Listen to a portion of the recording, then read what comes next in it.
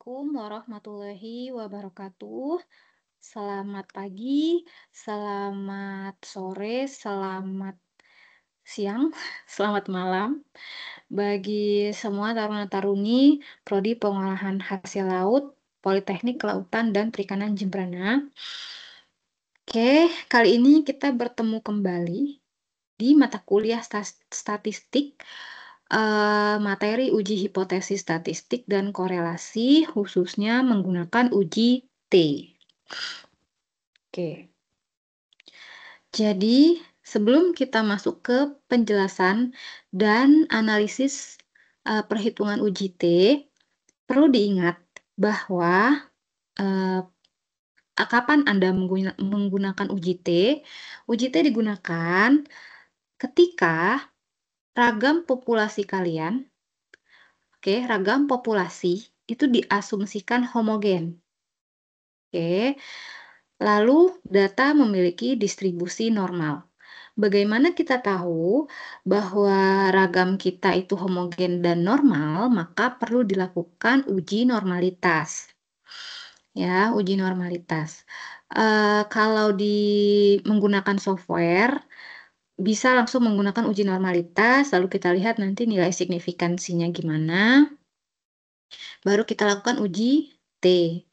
Oke, kalau misalnya, manual juga bisa dilakukan secara manual perhitungan normalitasnya. Kalau sudah normal datanya, hasilnya normal, baru dilanjutkan dengan analisis uji T. Jadi ujinya ada 2 kali ya, perhitungan normalitas dan uji T. Kemudian syarat selanjutnya, penggunaan uji T digunakan jika data kalian terdiri dari kurang dari 3 kelompok. Misal kalian ingin membandingkan, 1 faktor gitu, 1 faktor lalu dari faktor tersebut dilakukan pengamatan, itu bisa dilakukan uji T. 2 faktor bisa dilakukan uji T. Kalau lebih dari 3 biasanya bukan menggunakan uji T, tetapi menggunakan ANOVA biasanya ya.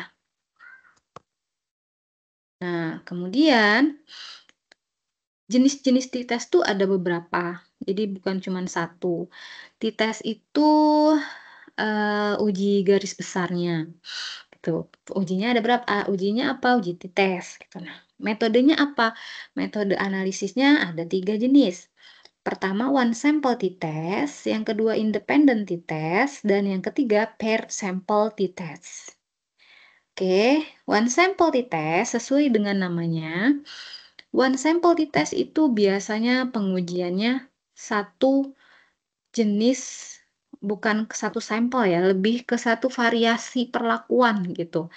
Nah, misal contohnya apa? Contohnya kalau kalian melakukan pengamatan kadar histamin tuna selama 30 hari di perusahaan B misalnya. Nah, itu kan berarti pengamatanmu tuh hanya satu jenis. Yang diamatin apa? Yang diamatin hanya kadar histamin. Walaupun tunanya berubah-ubah. Jadi, perubahan tuna itu dianggap sebagai ulangan, ulangan sampel. Tetapi yang diamati hanya satu, yakni si histamin. Nah, itu bisa menggunakan one sample T-test. Atau uji eh, suhu misalnya, pengamatan suhu. Pengamatan suhu pada ruang produksi pengolahan filet ikan di suatu perusahaan selama 30 hari misalnya. Nah, itu kan berarti yang kalian amatin hanya suhu pada ruang produksi atau suhu ikan, mungkin suhu ikan, yang dilakukan pada saat proses pemfiletan. Diamatinya berapa kali? 30 hari atau 30 kali, sebanyak 30 tuna. Itu adalah termasuk one sample T-test. Nah, bedanya one sample T-test dengan independent dan paired, ada satu hal yang dibedakan. Jadi selain dari jumlah sampel, one sample T-test itu biasanya ada dugaan awal, ada standar, ada acuan yang digunakan, batas yang digunakan. Misal kalau mmm, suhu cold chain itu kan maksimal tidak boleh lebih dari 4,4 suhunya. Jadi dalam menghitung atau menguji menggunakan one sample t-test, kita, tadi kalau misalnya mau melakukan analisis pengamatan suhu ikan filet pada proses pemfiletan selama 30 hari, maka standarnya adalah 4,4 derajat Celcius. Di mana hipotesisnya, nah jadi ingat ya, eee, pendugaan hipotesis itu digunakan uji t-test, uji T, uji F, uji, ANOVA itu merupakan uji pendugaan. Artinya kita tetap memanfaatkan pernyataan hipotesis gitu ya. Materi sebelumnya kan kita sudah mempelajari pembuatan hipotesis. Nah, cara analisisnya tuh di sini, gitu. Lalu tadi ulang lagi ya. Jadi hipotesisnya dalam menentukan one sample di tes H0-nya adalah, mmm, balik ke contoh suhu rantai dingin tadi ya, suhu filet tadi, maka hipotesisnya adalah, suhu filet ikan sama dengan 4,4 derajat Celcius. Itu adalah hipotesis awal atau H0. Jadi H0 itu sama dengan, kata kuncinya adalah sama dengan. Kalau H1, pernyataannya adalah suhu filet ikan tidak tidak sama dengan, jadi sama dengan dicoret 4,4 derajat Celcius. Atau suhu filet ikan lebih rendah dari 4,4 derajat Celcius. Atau suhu ikan lebih besar dari 4,4 derajat Celcius. Jadi hipotesis 1 intinya adalah dia tidak sama dengan, ada perbedaan dengan standar, ya. Itu, sementara H0 itu sama dengan standar, tuh. Nah, menurut saya itu yang menjadi ciri khas dari one sample dibandingkan independen dan pair sample, selain dari jumlah, perlakuannya. Oke, mungkin nanti lebih jelasnya kita bahas di belakang ya, ada soal. Lalu jenis uji kedua, jenis analisis t-test selanjutnya adalah independent t-test. Nah, kalau independent t-test ini membandingkan 2 kelompok dari 2 sampel yang tidak saling mempengaruhi. Independen, sampelnya mandiri, tidak saling mempengaruhi. Sementara kalau pair sample t-test, pair itu kan artinya pasangan ya. Nah, kalau pair sample t-test itu 2 sampelnya saling mempengaruhi. Dalam satu proses yang sama, dia saling mempengaruhi. Misal, kalau pair sample t-test ini misalnya proses pre-test dan post-test, atau perlakuan sebelum dan setelah. Misalnya sebelum pemanasan dan setelah pemanasan. Itu kan pasti ada perubahan. Jadi dia melakukan suatu proses yang berbeda dari satu subjek yang sama. Itu menggunakan pair sample t-test. Tetapi kalau beda beda perlakuan ya, beda perlakuan dan tidak saling berpengaruh, tidak saling mempengaruhi, tidak saling berpasangan, maka itu disebut di situ menggunakan independent t-test. Misalnya kayak secara umum lah, misal kalian melakukan, percobaan pembuatan ini, misalnya pembuatan es krim, dengan penambahan 1 jenis rumput laut, 1 konsentrasi, lalu diamati warna dan rasa. Hanya 2 yang diamatin, warna dan rasa. Itu bisa menggunakan analisis independent t-test karena mereka independen kan, warna ya warna, rasa ya rasa, tidak saling mempengaruhi. Beda dengan pair sample t-test, karena pair sample t-test kan ada sebelum dan setelah. Tuh, ada proses sebelum dan proses setelah. Ada ketahuan dengan adanya proses lebih lanjut, maka nilai sebelum dan setelah itu pasti ada hubungannya. Itu makanya pakai percentage test ya. Semoga bisa terbayang kapan penggunaan one sample, kapan penggunaan independen, kapan penggunaan paired sample. Nah, yang akan kita fokuskan dalam materi ke-15 ini adalah one sample t-test. Oke, bagaimana cara melakukan perhitungan uji T? Uji T bisa ditentukan secara manual menggunakan rumus atau bisa juga menggunakan software. Yang umumnya digunakan salah satunya adalah SPSS. Banyak sebenarnya software lain, tapi mungkin yang, umum banget digunakan dan lebih gampang ya menurut saya sih, itu adalah SPSS. Berikut adalah rumus dari menghitung nilai T. Nah, jadi kita kalau menghitung manual, ada sebutannya T hitung dan T tabel. Kalau T hitung, itu yang kita hitung berdasarkan data. Kalau T tabel, itu ada di tabel, jadi kita baca tabel. Dua-duanya dipakai. Jadi T hitung akan dibandingkan dengan T tabel. Nah, setelah dibandingkan bisa ditentukan untuk menentukan hipotesis. Apa itu? Kita lanjut ya, biar nggak bingung. Ini T hitung rumusnya adalah X bar min mu per S per akar N.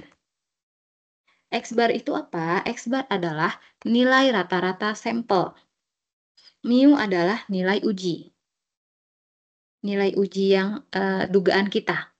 Lalu S apa? S adalah standar deviasi atau simpangan baku. N adalah jumlah sampel atau ukuran sampel. Nah, nanti kalau sudah dapat nilai T hitung dibandingkan dengan T tabel, kalau misalnya T hitungnya lebih kecil dari T tabel, T hitung lebih kecil dari T tabel, maka hipotesis 0 diterima. Hipotesis 0 tadi apa? Hipotesis 0 tadi kan sama dengan ya. Kata kuncinya adalah sama dengan. Artinya uh, si kasus sama dengan standar gitu. Nanti ada masuk ke contohnya deh. Kemudian jika T hitung lebih dari atau sama dengan T tabel, maka H0 ditolak dan H1 diterima. Bisa jadi kalau misalnya begitu juga kalau T hitung lebih kecil, sorry. Oh ya benar, lebih besar dari sama dengan T tabel, maka H0 ditolak. Ini benar. Nah, kalau misalnya T hitung yang kalian dapatkan itu minus nilainya, jadikan dia positif. Jadi tetap dikonstankan gitu. Jadi dikonstankan tetap positif, dianggap positif walaupun dia minus. Ya. Nah, berikut adalah cara perhitungan T hitung. Dimulai dari menjumlahkan semua data, perhitungan rata-rata, sampai membandingkan T hitung dan T tabel. Mungkin nanti bisa dibaca perlahan ketika sudah ada contoh soal. Selanjutnya ini adalah cara menentukan T tabel. Kalau tadi kan T hitung. Ini T tabel. Caranya bagaimana? Misal ya. Misal alfanya diketahui 5%. Kalau misalnya di soal tidak diketahui alfanya berapa, maka gunakan alfanya 5% ya. Sebenarnya alfa kan banyak. Alfa itu kan tingkat kesalahan, error atau error. Nah, itu bisa 10%, bisa berapa persen lagi? 20% bisa gitu. Kalau memang tidak ditentukan di soal, maka gunakan yang 5%. 5% itu sama dengan 0,05 ya. Oke, sekarang saya tanya, kalau misalnya alfanya 5%, maka tingkat kepercayaannya berapa persen? Oke, dari mana kita tahu tingkat kepercayaan? Dari kepercayaan 100%, kepercayaan total 100% dikurang alfa. 100% dikurang 100% dikurang error 5%, maka tingkat kepercayaannya berapa? 95%. 100 dikurang 5 sama dengan 95%. Begitu juga kalau misalnya alfanya berapa? 10, misalnya 10%. Eee, berarti tingkat kepercayaannya berapa? Tingkat kepercayaannya 90%. Dari mana? Dari 100 min 10 sama dengan 90%, ya. Nah, alfanya kalau 5% itu kalau kita jadikan desimal sama dengan 0,05. Misal dianggap jumlah panelisnya atau jumlah data adalah 30. Lalu kalau misalnya nilai jumlah datanya 30, maka derajat bebas atau nilai V itu sama dengan nilai N min 1, sama dengan 29. Untuk apa kita tahu nilai DB atau derajat bebas atau V? Ini digunakan untuk membaca tabel T-tabel ya. T-tabel itu judulnya, kalau kalian mau cari di internet, carilah judulnya Probability of Student T-Distribution. Oke, cara bacanya gimana? Cara bacanya kan kita udah tahu nilai V. Nih, nilai V yang ini. Nilai V yang ini sama dengan 29, ya kan? Kemudian alfanya berapa? Alfanya 0,05. Maka nilai T-tabel adalah 1,699. Begitu cara membaca T-tabel. Di sini cara menuliskannya gini, kalau T-tabel, tuliskan alfanya berapa, titik koma, nilai V. Jadi 0,05 titik koma 29 adalah 1,699. Lanjut, berikut adalah contoh soal 1. Jadi Anda adalah taruna yang sedang PKL di PT Krupuk Indonesia. Nah, PT Krupuk Indonesia sedang mengalami masalah perbedaan jumlah berat kerupuk per bungkusnya. QC menduga, nah ini, kalau menggunakan analisis one sample t-test, pasti ada dugaan awal. Di dugaan awalnya, di dugaan awal pasti ada angka. Ciri khasnya. Nah, QC menduga bahwa rata-rata berat bersih kerupuk ikan per bungkus itu lebih dari 75 gram. Untuk mengamati hal tersebut, maka jumlah sampel yang akan Anda ambil sebanyak 28 kerupuk. Data yang diperoleh sebagai berikut. Banyak ya, 28 data. 28 data berat kerupuk. Kemudian perintahnya adalah ujilah dugaan QC tersebut dengan taraf signifikansi 5% atau ini errornya 5% dengan asumsi data berdistribusi normal. Artinya kalian tidak perlu melakukan uji normalitas karena sudah dianggap normal. Lanjut. Nah, diketahui dari soal ada 28 sampel. Kalau misalnya kita sudah tahu jumlah datanya 28 sampel, maka nilai derajat bebas atau nilai V sama dengan N-1, sama dengan 27. Lalu taraf signifikansinya tadi errornya 5%, maka taraf kepercayaannya 95%.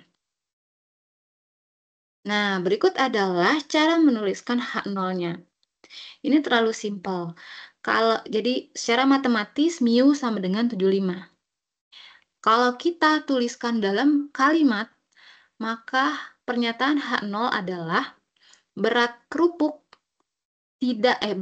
sama dengan 75 gram. Sementara H1 tadi kan dugaannya lebih dari 75 ya. Nah, tuliskan mu sama lebih dari 75. Kalau lebih dari, ini menunjukkan bahwa ujinya satu arah. Karena jelas dia lebih dari. Bisa jadi nanti kurang dari atau ini satu arah itu juga bisa jadi kurang dari. Nah, kalau misalnya tidak diketahui,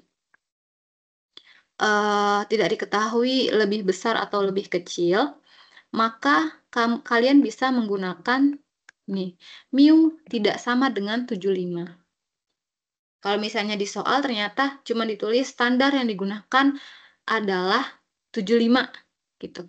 Nah, berarti kalian bisa menggunakan H1-nya ini, mu tidak sama dengan 75, di mana ujinya berarti dua arah.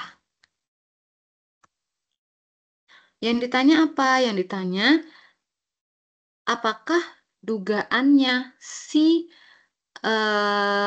QC bisa ditolak atau diterima? Gitu. Dijawab ini banyak ya tahapannya. Kita langsung ke ini aja, ke sampel.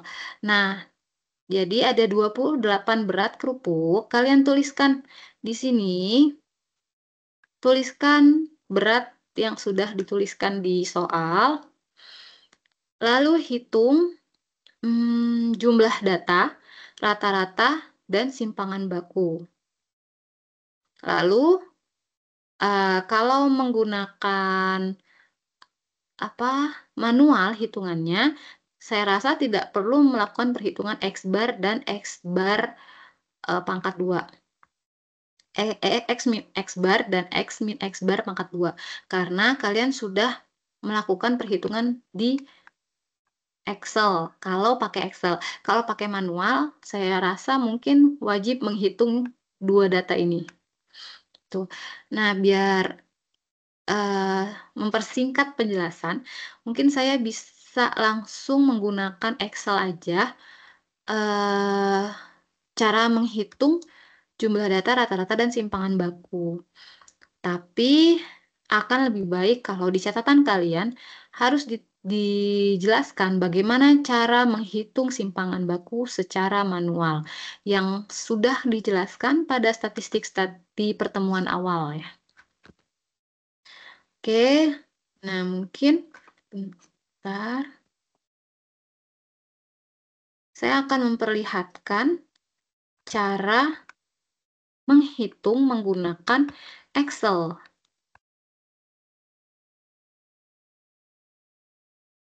Ini nanti.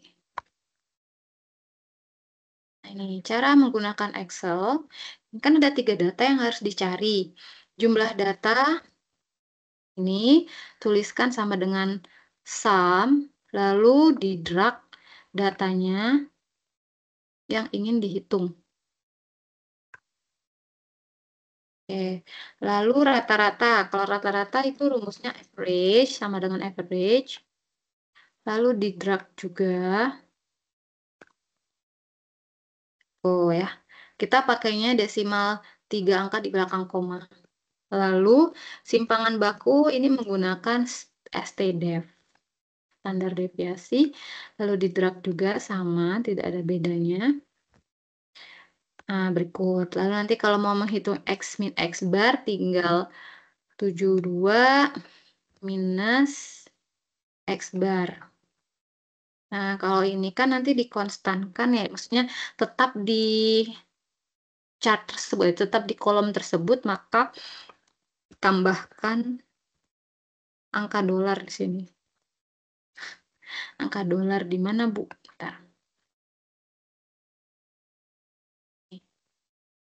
Jadi yang dikunci di kolom B32-nya. Oke, nanti dia tidak akan berubah kolom B32-nya. Coba lihat. Tuh kan yang berubah hanya yang B ini data-data X-nya.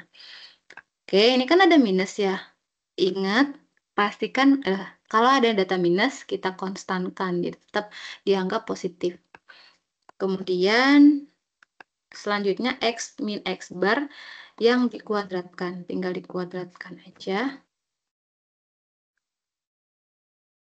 Nah, ini digunakan, data-data ini tuh digunakan untuk menghitung standar deviasi secara manual. Kalau kalian sudah dapat nilainya langsung dari Excel, saya rasa ini tidak perlu dihitung. Oke, tapi mungkin untuk materi ini, untuk tugas di materi ini, saya maunya kalian menghitung simpangan baku secara manual. Oke, jadi udah tahu ya cara mendapatkan data-data ini dari mana. Kita kembali lagi ke PPT. Nih. Oke, diketahui dari hasil perhitungan, rata-rata datanya, rata-rata data adalah sebesar nih 74,036. Simpangan bakunya 7,229. Jumlah seluruh data 2073. Kita hitung T-nya. T hitung tadi kan rumusnya X bar min mu per S per akar M. X barnya udah tahu, rata-ratanya 74,036 minus mu-nya kan 75. Dibagi standar deviasinya 7,229 dibagi akar N. N-nya kan 28 ya. Hasilnya adalah minus 0,708. Ini kita konstankan, jadi minusnya hilang. Jadi 0,708. Lalu tugas selanjutnya kan kita membandingkan T hitung dengan T tabel. Udah kita bandingkan tinggal. Nilai V-nya kan diperoleh dari N-1. Berarti 28 min 1 sama dengan 27. Oke, 27 ya. Lalu alfanya 0,05, maka T tabel adalah 1,703. Ingat ya, cara menuliskan T tabel, alfanya dulu, titik koma, nilai V. Jika dibandingkan dengan T hitung, ditulis nih T hitung 0,708, dibandingkan 1,703 kan lebih kecil ya. Lebih kecil T hitung daripada T tabel. Maka pernyataan yang kita terima atau hipotesis yang kita terima adalah H0 diterima. Oke, T hitung lebih kecil dari T tabel. H0 diterima. Artinya apa? Artinya rata-rata berat kerupuk ikan per bungkus sama dengan 75 gram. Jadi ini data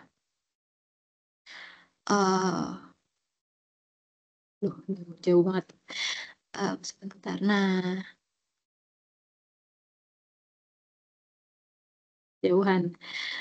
Bentar. Ini kan tadi ya saya ulangi ini pernyataan H0 di sini secara matematis. Mu sama dengan 75. Tetapi kalau dijabarkan menggunakan kalimat seperti tadi, rata-rata berat kerupuk per bungkus sama dengan 75. Kalau H1-nya berarti rata-rata berat kerupuk per bungkus lebih besar dari 75. Itu kalau kita tuliskan dalam bentuk kalimat. Ini kalau ini secara matematis. Makanya ketika H0-nya diterima, ini yang diterima. Angka matematis ini yang diterima. Pernyataannya berarti rata-rata berat kerupuk per bungkus sama dengan 75 gram. Nah, lalu kalau tadi menggunakan T hitung secara manual, sekarang kita coba tunjukkan dengan SPSS. Soalnya sama. Caranya bagaimana? Caranya buka software SPSS-nya, lalu buat worksheet baru. Lalu nih ada tabel variable view, masukkan nilai di sini. Nilai untuk keterangan numeriknya, type-nya numerik, width-nya lebarnya 8, desimalnya 2. Ya, yang lainnya nggak usah perlu diubah lagi dari software ya. Oke, lalu buka setelah diisi variable view, buka data view. Nah, nanti ini kan kosong awalnya. Nanti silakan diisi berdasarkan tadi data 28 tadi. Oke, setelah dibuka nanti kan tadi kan diasumsikan datanya normal, tetapi kita ingin membuktikan apakah memang datanya normal. Cara menguji normalitas, buka analyze, klik descriptive statistics, lalu explore. Lalu di explore ini, masukkan di bagian dependent list hasil belajar. Oh, kok hasil belajar? Hasil berat ya, berat kerupuk. Lalu displaynya bot, lalu klik plots. Nah, di sini pilih faktor levels together, kemudian di stem and leaf juga dicentang, lalu di sini normality plots with test, lalu continue. Muncul seperti ini, hasil dari normalitasnya. Bukan hasil belajar ya, ini berat kerupuk.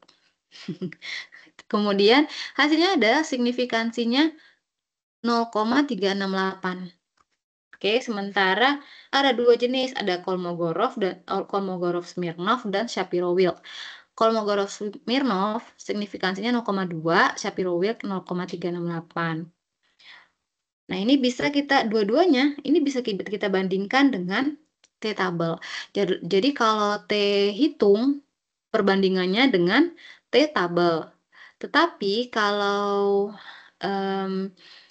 SPSS, secara software, nilai signifikansi ini yang kita bandingkan dengan alfa, bukan tabel T-tabel. Jadi saya ulangi lagi, kalau untuk menentukan hipotesis mana yang akan kita terima, kalau menggunakan perhitungan secara manual, yang dibandingkan adalah T hitung terhadap T-tabel.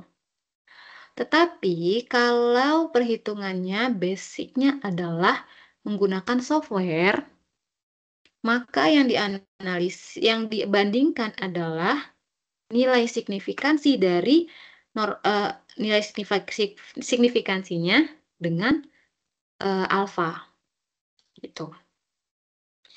Tetapi ini kan kita belum sampai ini ya, kita kan ini masih menghitung normalitas. Nanti habis itu baru kita menganalisis T hitung.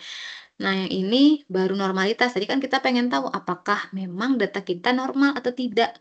Kalau normal, baru bisa dilakukan uji T. Jadi tahapan uji T di SPSS itu ada dua jenis.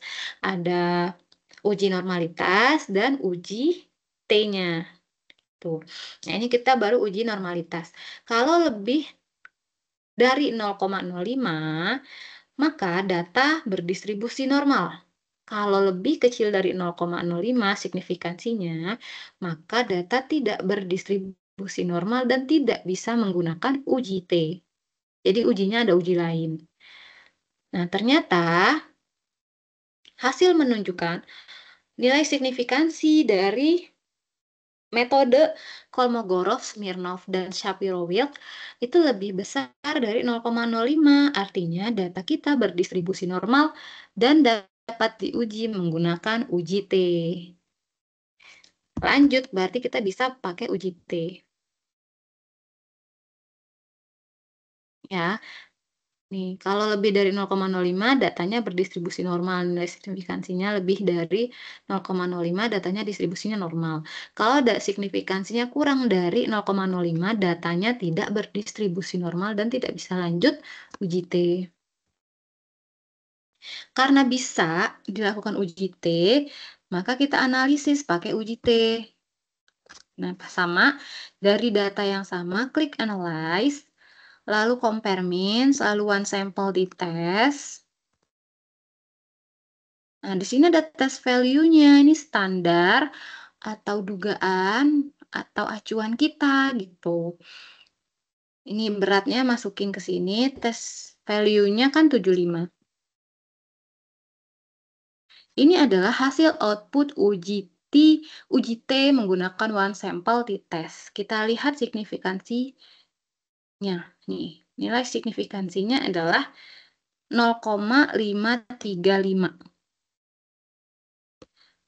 Bagaimana kita hasilnya apa gitu, bagaimana cara menentukan hasilnya? Jadi kita bandingkan dengan alfa. Nilai signifikansi ini lebih besar atau lebih kecil dari alfa. Alfa kita kan 0,05. Ternyata nilai signifikansi kita lebih besar dari 0,05. Nih, Oke, interpretasi hasilnya ini, tabel pertama ada kan nanti keluar 2 tabel output-nya. Pertama one sample statistik dan one sample test. Jadi yang pertama ini isinya hasil statistik deskriptif. Ada ukurannya, jumlahnya, rata-rata, 74,1429, standar deviasi. Tadi kan kita hitungnya manual ya, pakai Excel. Nah, kalau dari SPSS dia bisa langsung keluar ini, data-data ini tuh langsung keluar. Lalu yang kedua, data informasi hasil ujinya. Oke, eee, DF itu N-1. Nah, kita lihat yang signifikansinya.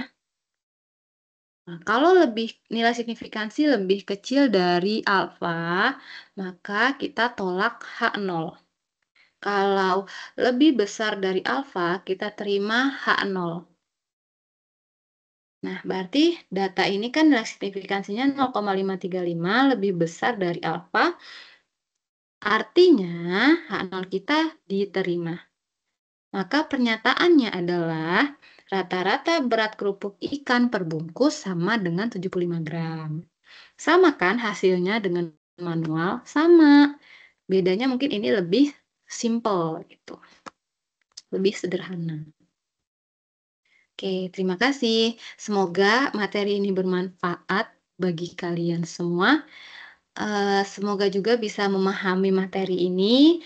Nanti kalau memang dirasa masih kurang, silakan baca buku mengenai statistik lainnya lah, analisis statistik, uji T, uji one sample, khususnya one sample di tes ini. Atau juga bisa mencari, eee, contoh jurnal yang menggunakan uji T-test biar ada bayangan bagaimana sih penerapannya ketika penelitian tuh bagaimana. Dan sepertinya kalau kata saya ya, pengalaman saya tuh kebanyakan taruna selama PKL ini banyak banget yang datanya tuh bisa menggunakan analisis T-test sebenarnya. Tapi mungkin karena merekanya kurang paham, jadi, eee, data tersebut hanya dianalisis deskriptif, kan sayang ya. Jadi kalau bisa analisisnya lebih lebih, apa, lebih akurat, kenapa tidak? Kenapa harus kalau bisa lebih dalam analisisnya, kenapa cuma deskriptif, begitu. Jadi mungkin, semoga materi ini bisa bermanfaat bagi kalian, khususnya nanti selama proses pengerjaan tugas akhir. Baik, saya kira cukup materi ini, semoga, bermanfaat ya. Jangan lupa kerjakan tugas yang mungkin nanti saya akan kirimkan menyusul di @link. Terima kasih, selamat pagi, selamat siang, selamat sore, dan selamat malam. Wassalamualaikum warahmatullahi wabarakatuh.